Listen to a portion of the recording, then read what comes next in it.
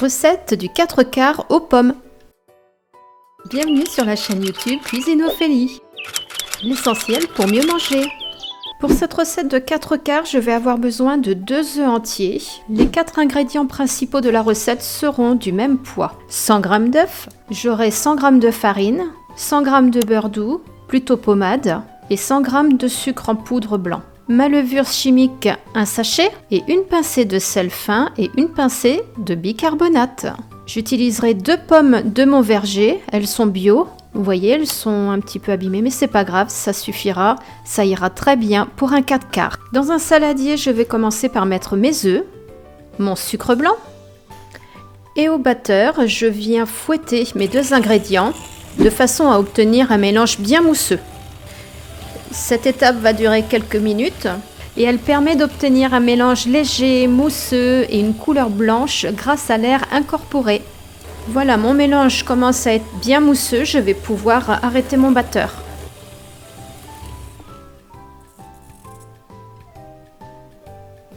J'ajoute maintenant ma farine tamisée, ma levure chimique, le sel et le bicarbonate. Je tamise tout doucement pour éviter les grumeaux. Et je commence à mélanger avec une maryse. Cela permet d'incorporer progressivement les matières solides à mon mélange mousseux sans créer de grumeaux. Maintenant, j'ajoute mon beurre pommade. Il doit vraiment être pommade pour qu'il soit beaucoup plus facile à intégrer. Je mélange un petit peu avec ma maryse avant de reprendre mon batteur. Voilà, c'est reparti avec le batteur de manière à bien intégrer mon beurre pommade.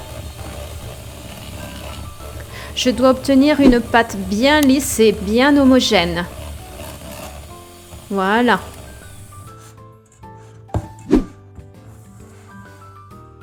Ensuite, je prends mes pommes et je viens les éplucher et enlever les pépins. Sur une planche à découper avec une grande lame, je coupe mes pommes en 2 et en 4. Donc mes pommes, ce sont des pommes bio de mon verger, donc elles ne sont pas parfaites. Je vais enlever tous les morceaux qui ne me conviennent pas. J'enlève le milieu. Il n'y a pas de gaspillage à la maison. Une pomme qui a un petit morceau qui ne convient pas, on tourne autour, on l'enlève. Et ensuite, je viens couper de fines lamelles avec une grande lame. Voilà, elles sont très jolies. Mes pommes vont rapidement s'oxyder, ne vous inquiétez pas de la couleur que va prendre les lamelles dans quelques instants. Je réserve mes pommes coupées sur une assiette. Voilà, j'ai préparé un cercle avec le papier sulfurisé et le fond d'un plat. Ce sera beaucoup plus facile ensuite pour démouler. Je n'aurai en fait qu'à retourner cet ensemble quand mon gâteau sera froid. Ce sera très simple. Je viens disposer mes lamelles de pommes au fond de mon plat. J'essaie de les disposer de manière esthétique, les unes à côté des autres. Et vous verrez que la disposition des pommes n'est pas mon fort. Je vais très vite m'y perdre et ne plus avoir quelque chose de régulier. Mais bon, peu importe, pour moi, je ne cherche pas la perfection. J'aime bien tout ce qui est rustique. Maintenant que mes pommes sont disposées, je vais poser par-dessus mon appareil qui a patienté.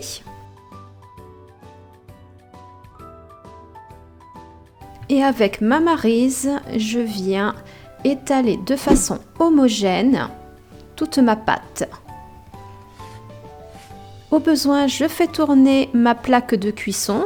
C'est beaucoup plus facile que ce soit la plaque qui tourne que moi. Et j'obtiens quelque chose de parfaitement homogène et lisse sur le dessus. Voilà, j'ai terminé. Je vais pouvoir passer à la cuisson. J'ai préchauffé mon four à 180 degrés et je vais enfourner pour 45 minutes. Et voilà. Allez, cherchons 45. Hop, voilà, 45 minutes. Et c'est parti. Voilà, c'est terminé. Oups, il y a de la buée. Mon gâteau a l'air bien cuit. Oh. Mon gâteau est froid et à l'aide d'une assiette, je vais maintenant pouvoir le retourner et démouler. Et hop, voilà. Voilà, et le papier cuisson va me permettre un démoulage aussi facile de ce côté-là.